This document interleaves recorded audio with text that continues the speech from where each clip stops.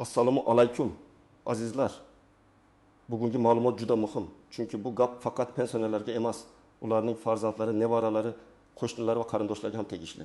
Telefoningizda ayrim ilovalar, begona raqamlar, tushunarsiz SMS'lar yoki bank kartangizga ulangan shubhali xizmatlar bo'lsa, pensiyangizni yo'qotib qo'yishingiz, kartangizdagi pul yechib olinishi yoki hisobingiz vaqtincha bloklanishi mumkin. Men sizga vahima qilish uchun emas, aniq va tushunarli qilib ogohlantirish uchun gapiryapman.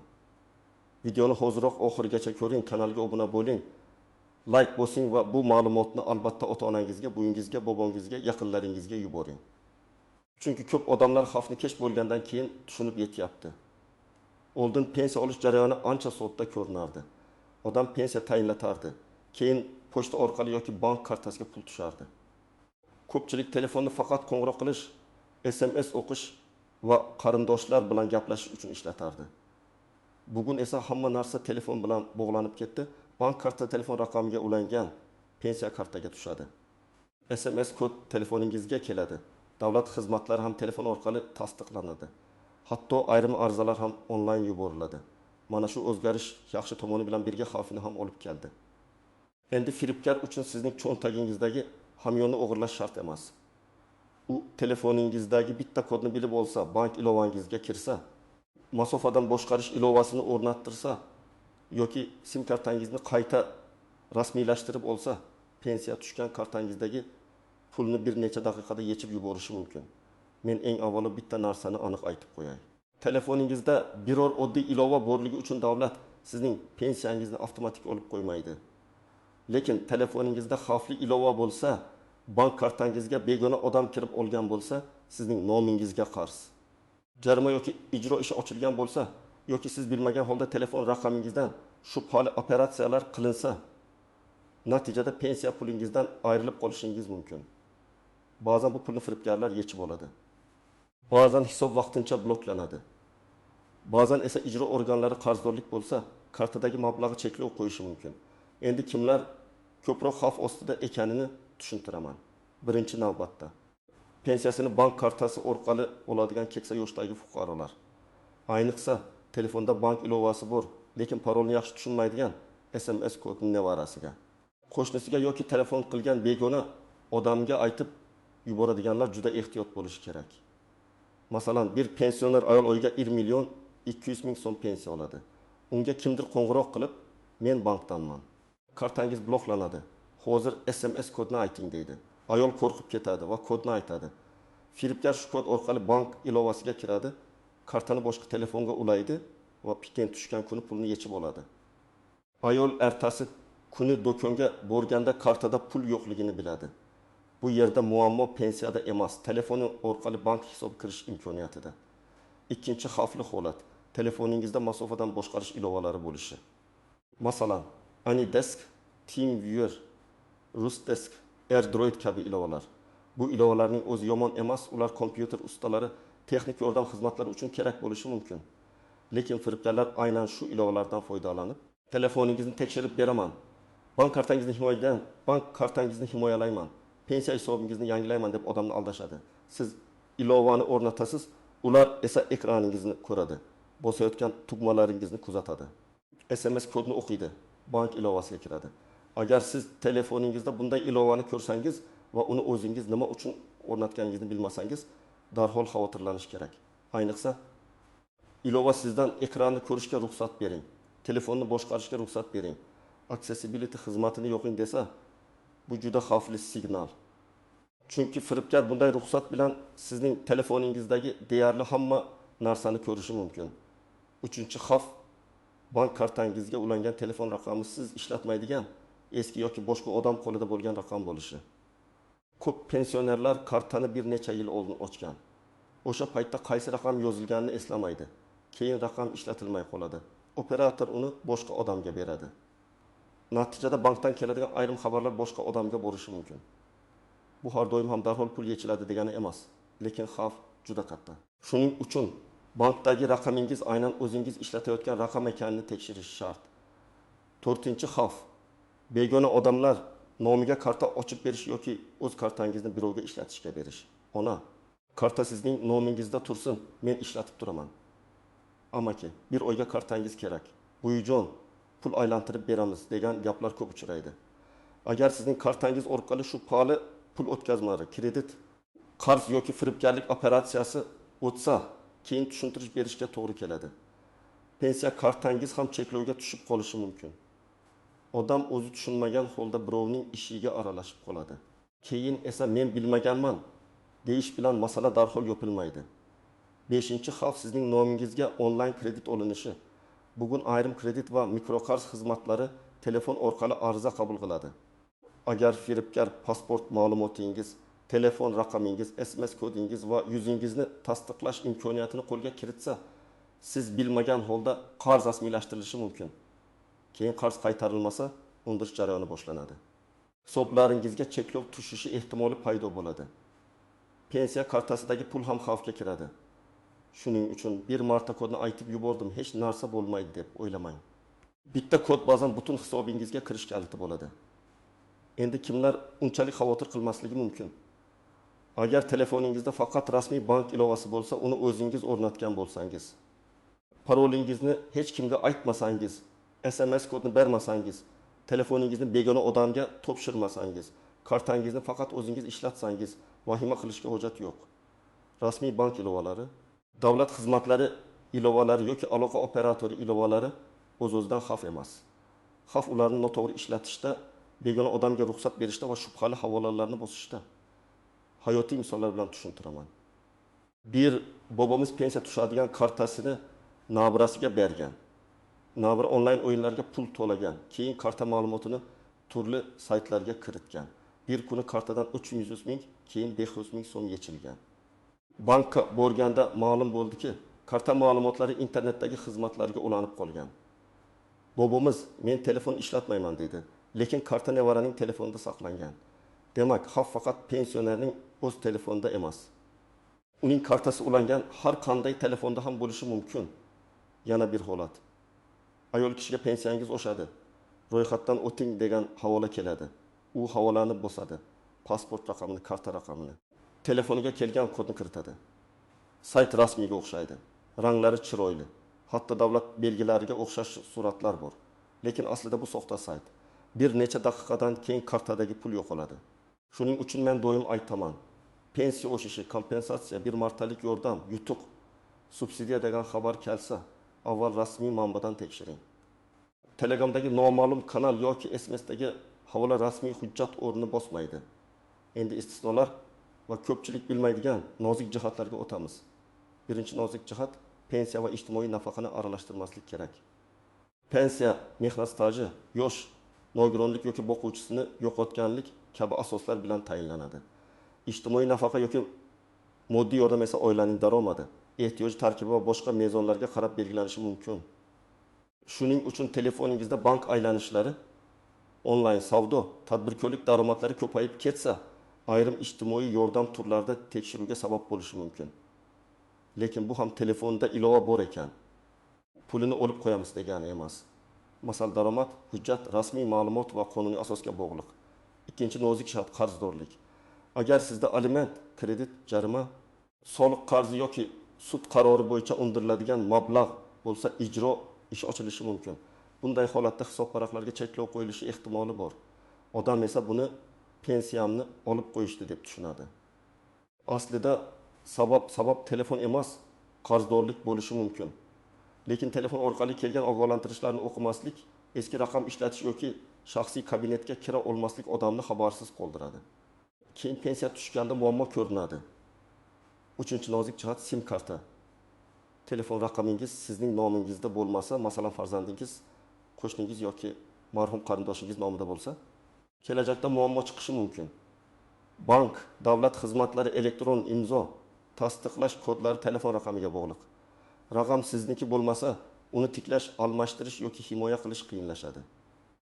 Shuning uchun pensionerning asosiy raqami o'z nomida bo'lgani ma'qul. 4-nozik jihat, telefon ustasiga ishonch. Ko'p odamlar telefon sekin ishlasa yoki parol esdan chiqsa, ustaga olib boradi. Usta halol bo'lishi mumkin, lekin har doim ham shaxsiy ma'lumotlaringiz himoyada bo'ladi deb kafolat yo'q. Telefonni ushlab berishdan oldin bank ilovalaridan chiqish, SMS'larni ko'rsatmaslik. Galereyada pasport rasmi va karta rasmi bo'lsa o'chirib qo'yish kerak. Ba'zi odamlar pasportining suratini, karta oldi orqa tomonini, pin kodni, hatto plastik karta parolini telefonda rasm qilib saqlaydi. Bu juda katta xato.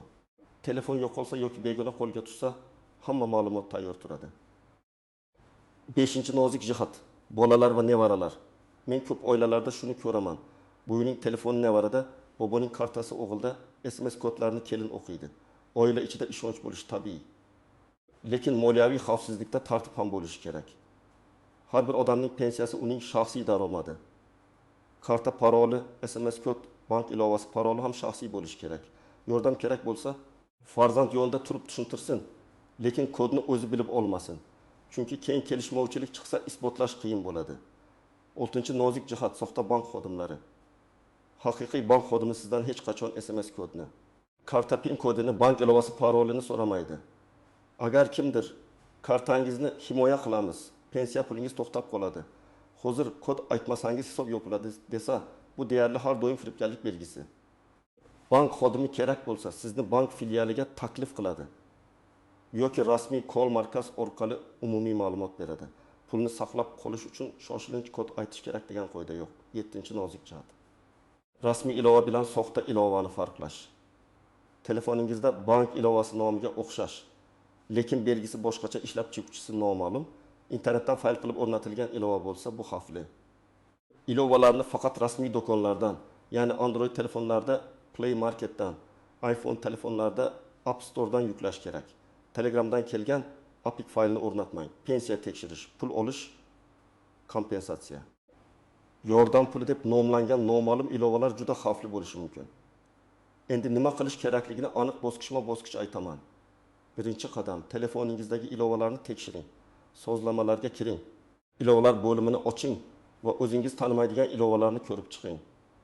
Ayniqsa masofadan boshqarish, ekran yozish, telefonni boshqarish, avtomatik bosish, noma'lum antivirus, noma'lum bank, noma'lum kredit ilovalariga e'tibor bering.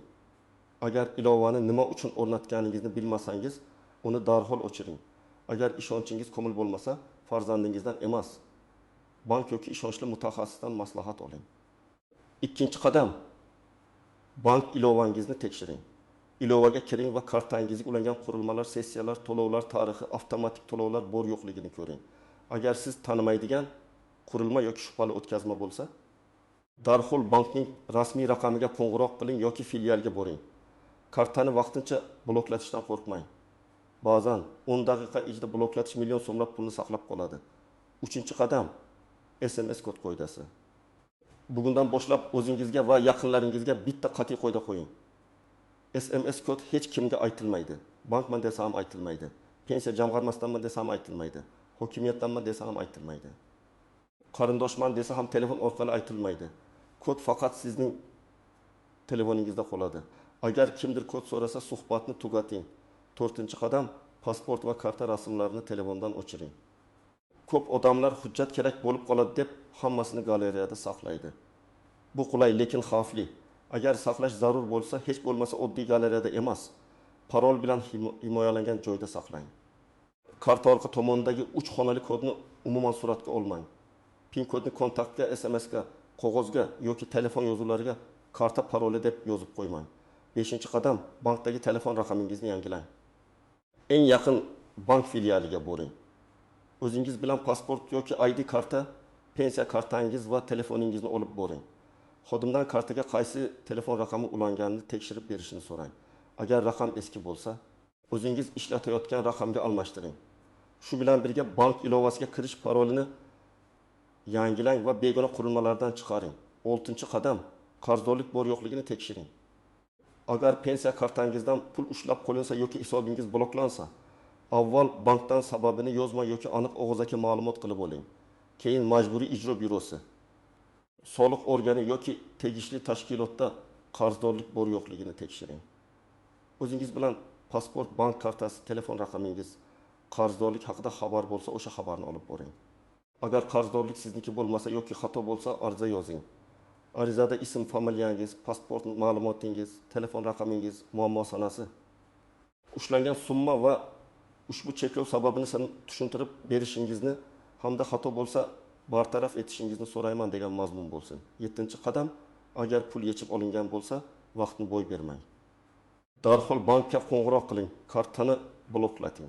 Keyin bank filialiga boring va shubhali operatsiya bo'yicha ariza yozing. Telefoningizga kelgan SMS'lar, qo'ng'iroq qilgan raqam, Telegram yozishmalari, havola, pul yechilgan vaqt, summa hammasini saqlang. Keyin ichki ishlar organlariga murojaat qiling. O'zim aybdorman, kodni aytib yubordim deb uyalmang. Firibgarlar aynan odamning qo'rquvi va ish uchunligidan foydalanadi. Murojaat qilish pul qaytish imkoniyatini oshiradi va boshqalarni ham himoya qiladi. 8-qadam. Yaqinlaringizga telefon xavfsizligini o'rgating. Ota-onangizning telefonini olib, ularni qo'yman qo'rqitmang. Yoniga o'tiring va birga tekshiring, qaysi ilova nima uchun kerakligini tushuntiring. Bank ilovasiga alohida parol qo'ying. Telefon ekraniga parol qo'ying. SIM karta pin kodini yoqish haqida ham o'ylab ko'ring.